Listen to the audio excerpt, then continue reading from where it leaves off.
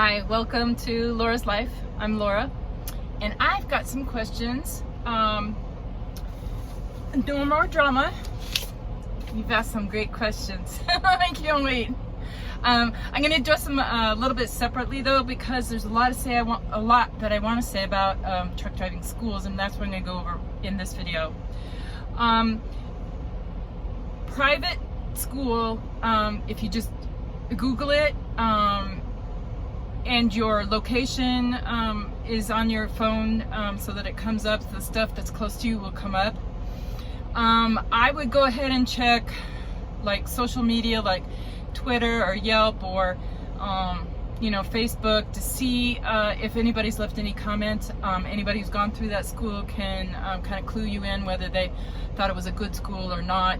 Don't go by everything they say. You could have somebody who's got an issue and is totally out of line. So try and ask a lot of different people. That way you'll get more of a better idea of how good that school is.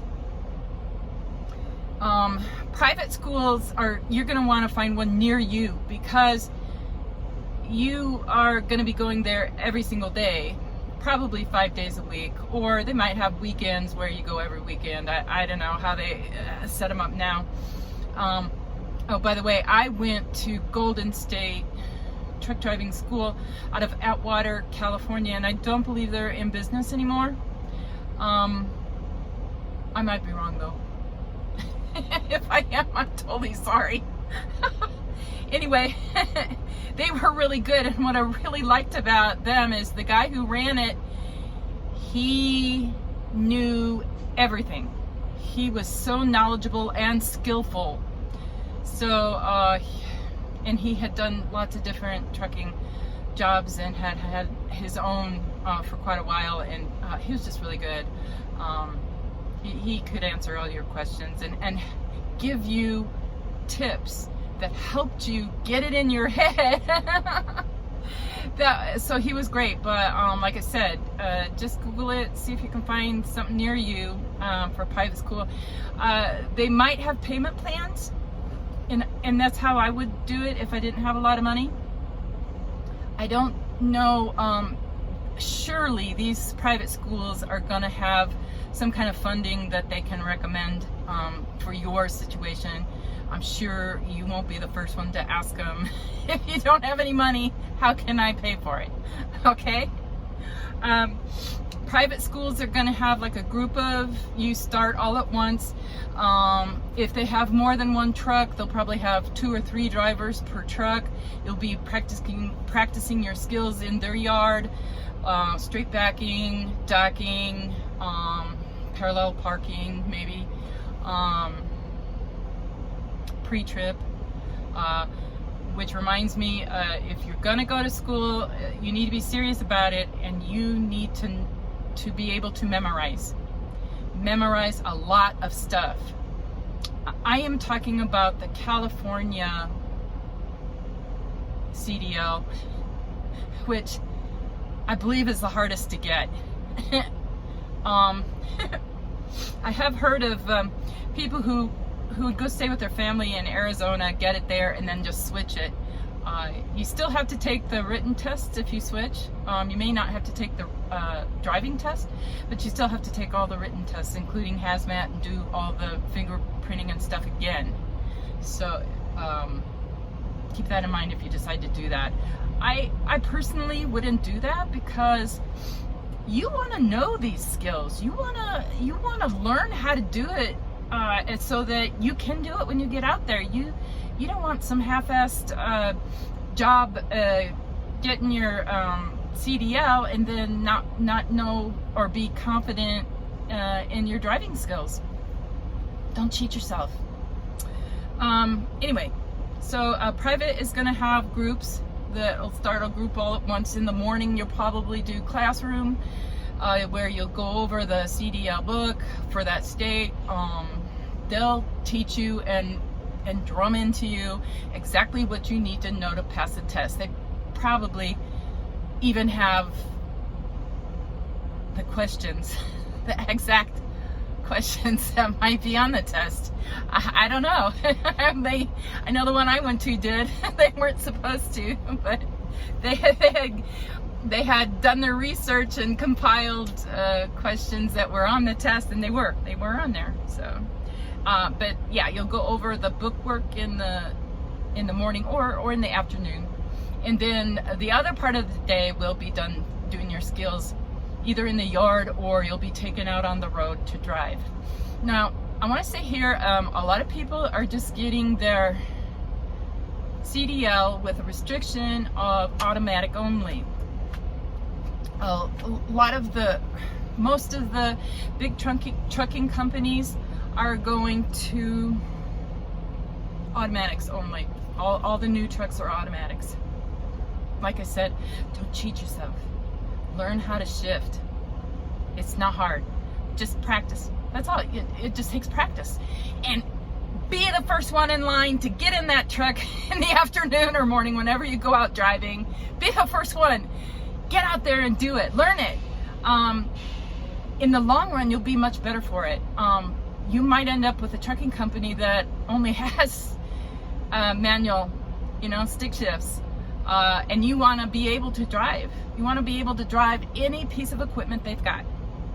So don't restrict yourself to just, sorry about it.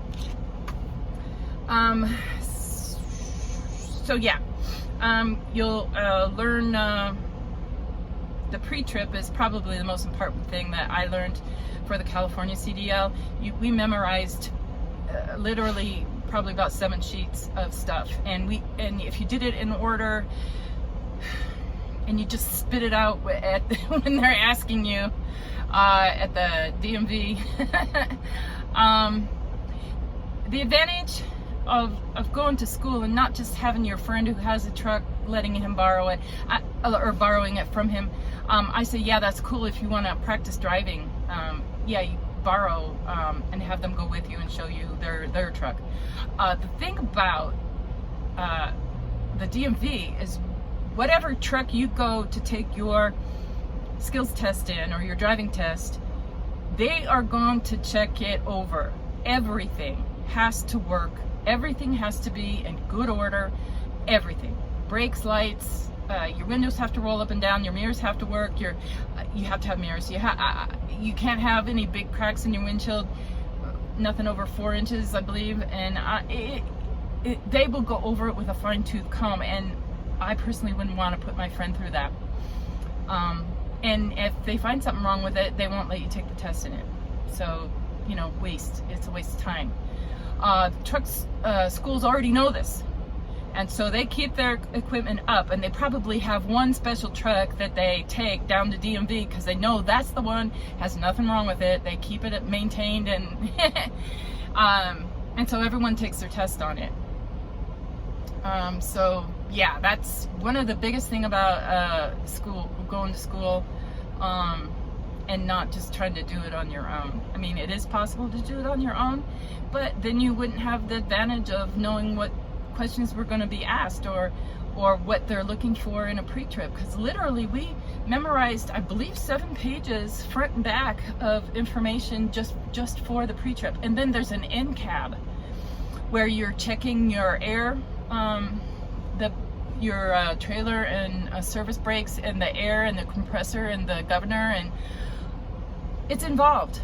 It is involved, and if you understand it, you can get through it. Even if you get nervous and you start flubbing, you can start thinking, well, wait a minute, if I already did this, then naturally what comes next? Because if you understand how your compressor works, or the governor on your compressor works, you'll know, you should go up to no more than 120 and cut off. Yeah, so wow. Truck driving school is not for dummies. And I don't mean that mean. I'm just saying that it's involved, and there's a lot of memorization, and it's very mental, not just physical. I mean, you need to be able to do the skills, but mentally you need to be able to memorize tons and tons of stuff that you'll never use again. At least I didn't. I know a lot of it, and a lot of it's come back over the years. But Yeah, I don't use the 7 pages worth of stuff every day to do my pre-trip. That's really bad. I shouldn't have done that. I'm sorry. Anyway, when you get out and you get a job, as long as you're not slip seating. If you get a job where you're slip seating, that means that a different person will drive that truck every day. You never get the same truck, or hardly ever get the same truck. If you're slip seating, you need to know the pre-trip, because what'll happen is guys will do something to the truck. They'll hit something, or something will break, or something's not working, and they just don't mention it because they don't want it to be on them. And that's why when you get into a slip-seated truck, you check everything, because you don't want it to be on you. If you pass it on to the next guy, he might turn it in and it'll be on you. Yeah, so it is important, very important. Okay, enough about the private schools. Like I said, I do recommend them because they'll spend the time with you. You're paying good money, which I'm thinking is going to be around $6,000. Now, it's going to be different. I don't know. I'm just guessing. I Googled truck driving schools and it came up with CR England has one. I don't know where it is, but that's neither here nor there, because once you graduate, they'll hire you as long as you're, hireable. But they'll check all that before you even get into that school, like felonies and stuff like that you can't, drunk driving and things like that you can't have on your record. They'll weed that right out, because they want only people that they can hire after they finish the truck driving school. So they'll weed those out. But what'll happen is wherever that school is, and I couldn't find it, wasn't online, you'd have to call them and ask them where their school is. But what they'll do is, if you get accepted into their school, you will go there, wherever it is, Colorado or Chicago or Atlanta. I don't know. I have no idea. Anyway, you'll go there. They'll put you up in a hotel. And I don't know how many weeks. I'm thinking it was 6 weeks. Which actually isn't very long, but that's all you do. 5 or 6 days a week. That's all you do is study and practice. Study and practice for the test. Now, I did read a little bit about the CR England school, and once you finish, what they do is have you start working for them, and then you start paying them back for 48 weeks. You'll pay back, I don't remember what it was, but it turned out to be like $155 a month. And that's not bad, because you only do it for 48 weeks, which isn't the total $6,000, which is what they're going to charge you if you pass, get your CDL through them, work for them for a month, and then quit. You'll be responsible for that $6,000. If you stay with them for a year, what they'll do is waive the rest. You'll pay them back for a year, which isn't anywhere near $6,000 at $155 a month. And you work for them for a year, and they'll just waive the rest of it. And then after a year, you can leave. You won't be dinged at all. So, yeah, I personally wouldn't want to be stuck in with something like that, knowing that if I left that company, I would have to pay them $6,000. But if you don't mind a year, see, I've done a lot of crappy jobs, and what's happened is I told myself, I can do this for a year. After a year, I'll quit, or I'll move on, or I'll do something else. So I know I could if I had to. So like if I didn't have any money at all whatsoever, and I was totally focused on this trucking thing, I want to be a truck driver. Yeah. I would definitely consider it. Yeah. Because once you get your CDL, you can go anywhere. So you work for CR in England for a year, and you say, okay, I'm not happy with you guys. It's been a year. I'm gonna make sure that I don't have to pay this tuition back. And if they say, no, you don't have to, you've been here long enough, you can say, well, I really loved you guys and I'll recommend you, but I have this other job. Oh, by the way, never leave a job unless you have another job already in the works. Yeah, don't quit a job if you don't have another lined up. Anyway, the big companies like England and Swift and Knight, and they expect drivers to be hopping from high turnover rate. Those places have high turnover rates, and that's why it's so easy for you to get in there and get a job. They expect it. They expect the drivers to leave after a year, so don't feel bad. If you like it, stay. Yeah. If you don't, then leave. They won't give you a lot of crap about it. So, yeah, I think I would. I think if I had no money, I would definitely check CR in England out. So that's something to think about. So you'll go wherever they have their school. They'll put you up in a hotel. They'll probably give you a stipend for food.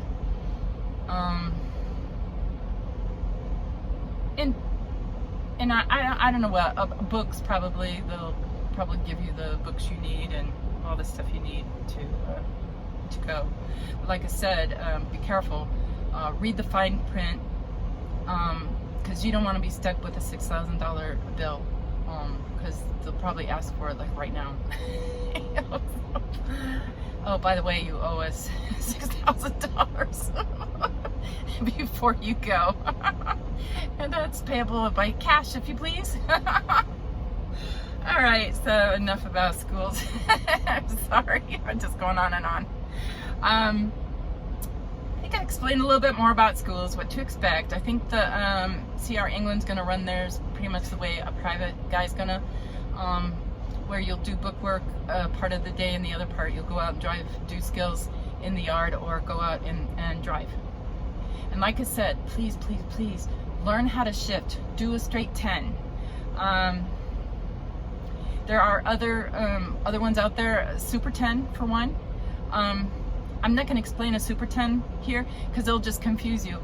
But there are other 10s. If they say Super 10, beware, that's not a straight 10. Most trucks for that are being driven by the big companies are straight 10s. That's because everyone can drive those. They're easy. They're all the same. The pattern is almost always the same, and so you can get right into a different truck and drive it no problem, because they're all almost always straight 10s. I've driven 13 speeds before, and the thing is, it's a straight 10 with two extra low gears. So I don't know why some guys are like, oh, a 13. It's like, yeah, you start in 5th instead of 3rd. Because it's just geared so low. Anyway, it's just, some guys are funny. Anyway, yeah. Hey, so if you have any more questions about schools, I will try and answer them. Like I said, it's been quite a while since I went to school, and the school I went to is not even in business anymore, I don't think. And I'm looking at a CR England right now. I'm sorry, I'm in a truck stop in Caldwell, Idaho. I've been up for like 48 hours. I'm sorry if this is not making sense. I'm just about ready to go to bed. I took a shower, got something to eat, and I'm really sleepy. Okay. You don't need to know that. All right. Leave questions for me if you got them, and I'll try and make sense out of them when I wake up. Make a better video. Sorry about that, guys. Anyway, have fun. Bye.